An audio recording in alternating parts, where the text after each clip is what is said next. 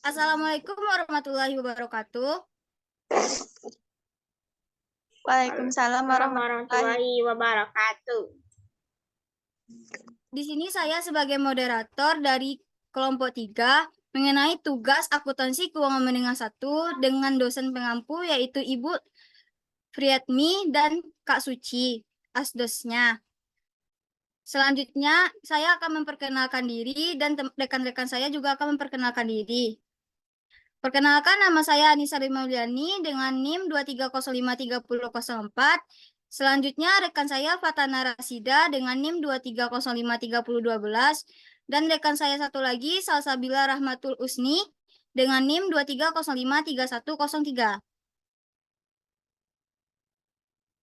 Selanjutnya, yaitu deskripsi PT Aspirasi Hidup Indonesia Tbk.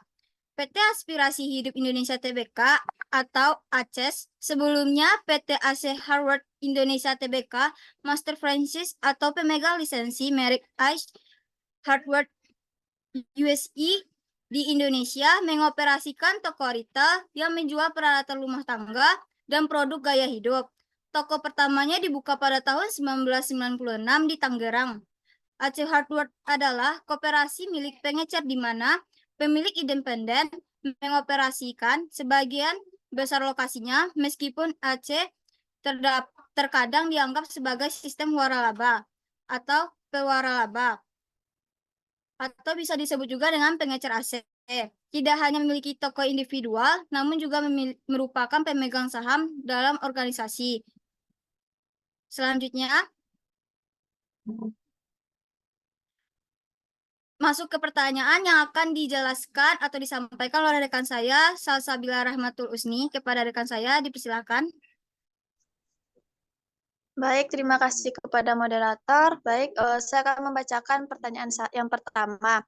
Apakah perbedaan konten laporan posisi keuangan, laporan laba rugi dan penghasilan komprehensif, dan laporan arus kas pada laporan keuangan perusahaan yang saudara download atau perusahaan ACES? Yang pertama itu laporan posisi keuangan.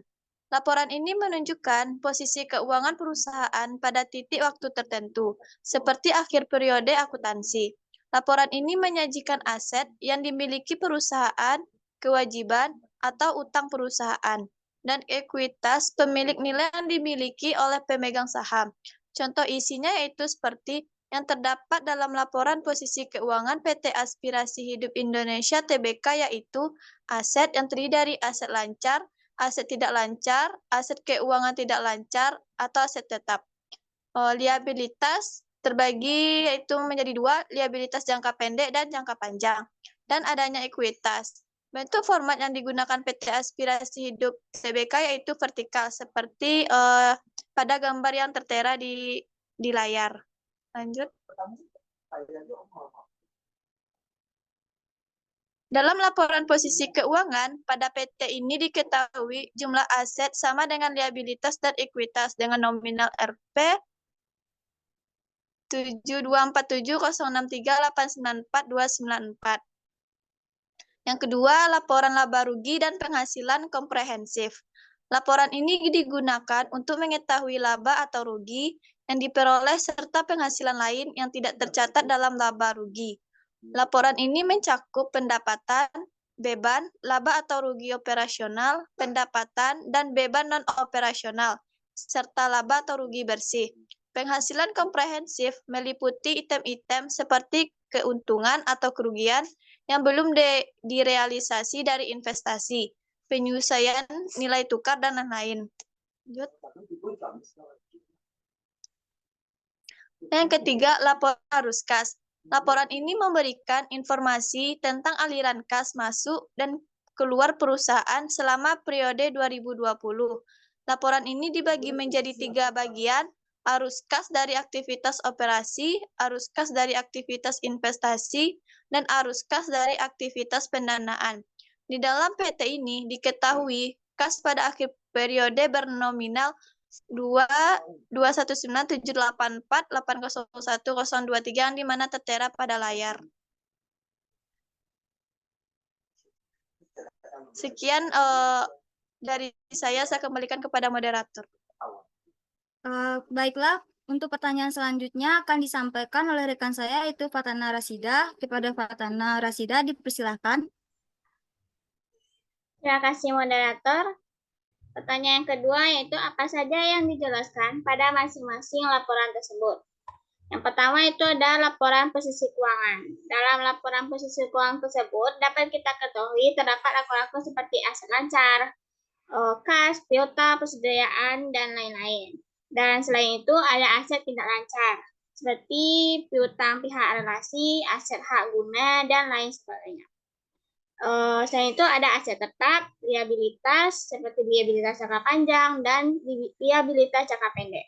Serta adanya ekuitas, modal saham, dan saham-saham lainnya. Yang kedua itu adalah laporan laba rugi dan penghasilan komprehensif.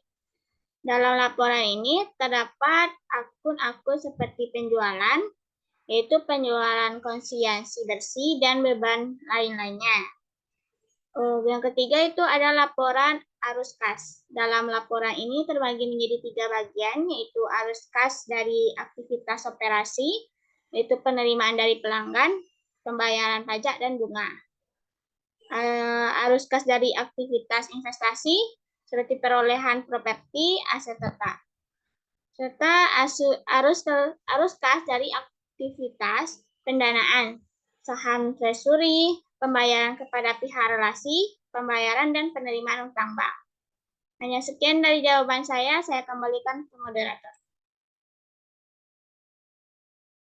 Baiklah, pertanyaan selanjutnya akan disampaikan juga oleh Salsabila Rahmatul Usni. Kepada Salsabila, dipersilahkan. Baik, terima kasih kepada moderator.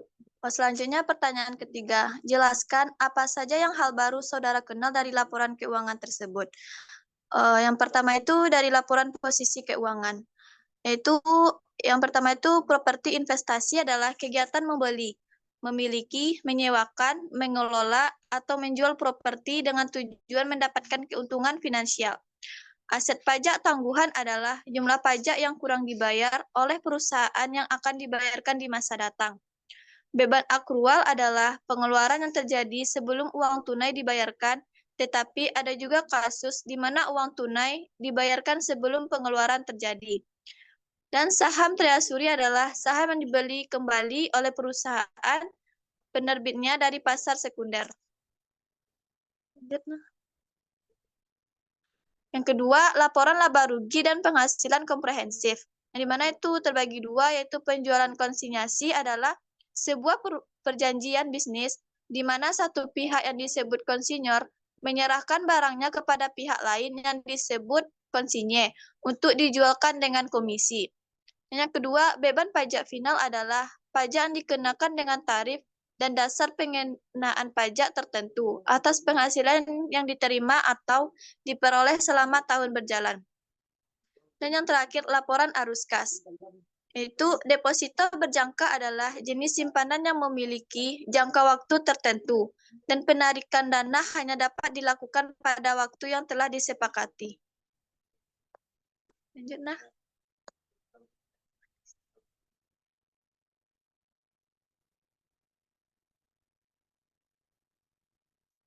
Baik, sekian jawaban nomor 3. Saya kembalikan kepada moderator. Terima kasih kepada rekan-rekan saya, dan hanya itu yang dapat kami sampaikan. Apabila ada kata-kata yang salah, kami mohon maaf. Assalamualaikum warahmatullahi wabarakatuh. Waalaikumsalam warahmatullahi wabarakatuh.